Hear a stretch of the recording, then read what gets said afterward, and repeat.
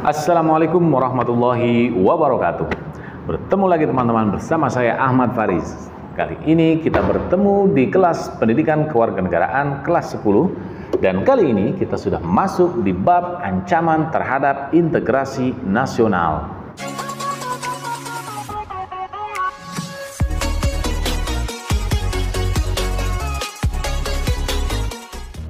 Baik, adapun tujuan dari pembelajaran kita pada materi ancaman terhadap integrasi nasional adalah salah satunya yang pertama adalah bersyukur kepada Tuhan Yang Maha Esa atas nilai-nilai yang membentuk kesadaran atas ancaman terhadap negara dan upaya penyelesaiannya dalam bingkai Bhinneka Tunggal Ika.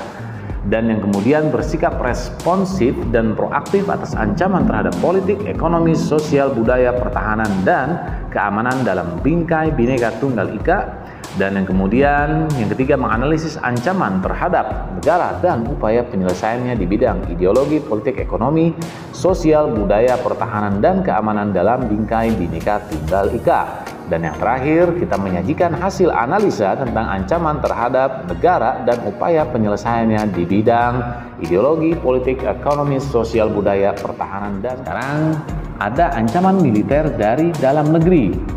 Salah satunya contoh ada pemberontakan bersenjata, kemudian ada konflik horizontal, kemudian ada aksi teror, ada aksi sabotase, kemudian juga ada aksi kekerasan yang berbau sara, dan juga ada gerakan separatis atau upaya pemisahan diri untuk membuat negara baru. Nah, untuk ancaman non-militer itu ada di bidang ideologi, kemudian di bidang politik, di bidang sosial budaya, di bidang pertahanan dan keamanan. Nah, seperti yang sudah disebutkan tadi, bahwa potensi Indonesia juga bisa menimbulkan ancaman. Nah, ancaman ini bisa berupa tantangan, gangguan, dan juga hambatan. Dan seperti apa tantangan yang harus kita hadapi? Silakan simak berikut ini. Baik, setelah kita memahami sedikit tentang ancaman terhadap integrasi nasional, saat ini kita masuk ke dalam tantangan terhadap integrasi nasional. Tantangan yang pertama terhadap integrasi nasional yaitu adalah tentang kemiskinan. Data BPS atau Badan Pusat Statistik menunjukkan penduduk miskin September 2020 hanya sebesar 10,19% atau ekuivalen dengan 27,55 juta orang, meningkat 0,97% dari September 2019 atau setara 2,76 juta orang. Penduduk miskin perkotaan ternyata terdampak paling signifikan dibandingkan perdesaan. Penduduk miskin perkotaan meningkat 0,5%, sedangkan perdesaan 0,38%. Masing-masing 7,88% dan 13,20% dibandingkan Maret 2020. Dan dari hasil Sakernas Agustus 2020, diketahui sektor produktif terbesar adalah pertanian, kehutanan, dan perikanan. Dari 128,45 juta orang bekerja, sebesar 38,23 juta orang atau 29,76% penduduk Indonesia bekerja di sektor pertanian. Sektor terbesar kedua perdagangan besar dan eceran 19,23% dan urutan ketiga industri pengolahan sebesar 13,61%.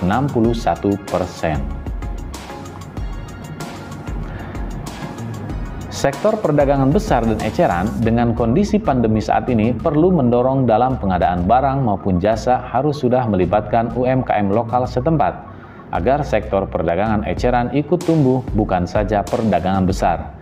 Dan tak kalah penting, efek domino dan pengganda dari langkah ini tentu akan sangat besar dampaknya, terutama di sisi ketenagakerjaan dan pendapatan masyarakat. Di sisi lain, pertanian dan industri pengolahan kita seharusnya tidak tutup mata dengan pergeseran kebutuhan lapangan kerja yang mulai bergeser ke arah otomatisasi dan digitalisasi. Dan perlu adanya pembukaan lapangan kerja yang lebih mengedepankan inovasi berbasis teknologi. Perlu komitmen yang kuat untuk setidaknya mulai melirik dan menarik investasi, khususnya industri padat karya yang hasilnya berorientasi pada ekspor dan ujungnya tentu menciptakan lapangan kerja sebesar-besarnya. Dan luasnya wilayah dan beragamnya kondisi sosial budaya masyarakat Indonesia menyebabkan masalah kemiskinan dan pengangguran saat ini sulit diurai hingga ke akarnya. Dan hal ini merupakan masalah yang kompleks dan bersifat multidimensional. Tantangan yang kedua yaitu kebodohan. Kebodohan menyebabkan masyarakat tidak berdaya, tertinggal, dan terisolasi dari kemajuan zaman dan pembangunan. Dan tantangan yang ketiga yaitu kesenjangan sosial. Kesenjangan sosial yang akhirnya menimbulkan kecemburuan sosial, yang akhirnya menimbulkan ketidakpuasan sosial terhadap kinerja pemerintah. Dan tantangan yang keempat yaitu adanya korupsi. Berdasarkan data dari Indonesia Corruption Watch, diketahui sepanjang tahun 2020 terjadi 1.218 perkara korupsi yang disidangkan di Pengadilan Tindak Pidana Korupsi, Pengadilan Tinggi, dan Mahkamah Agung. Total terdakwa kasus korupsi di tahun 2020 mencapai 1.298 orang. Dari data tersebut tercatat praktek korupsi dilakukan paling besar oleh aparatur sipil negara atau ASN dengan 321 kasus, pihak swasta dengan 286 kasus, dan perangkat desa dengan 330 kasus. Indonesia Corruption Watch menyebut uang pengganti yang kembali ke negara atas kerugian kasus korupsi pada 2020 hanya berjumlah 8,9 triliun. Padahal menurut data ICW, total kerugian negara akibat tindak pidana korupsi mencapai 56,7 triliun.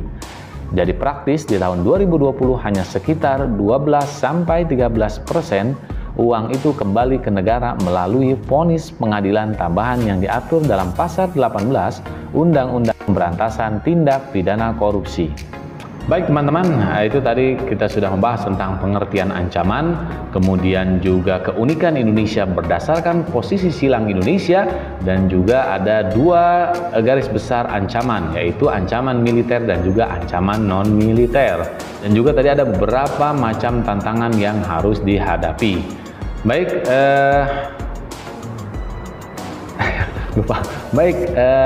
sampai di sini pertemuan kita pada bab ancaman bagian pertama. Di pertemuan sebelumnya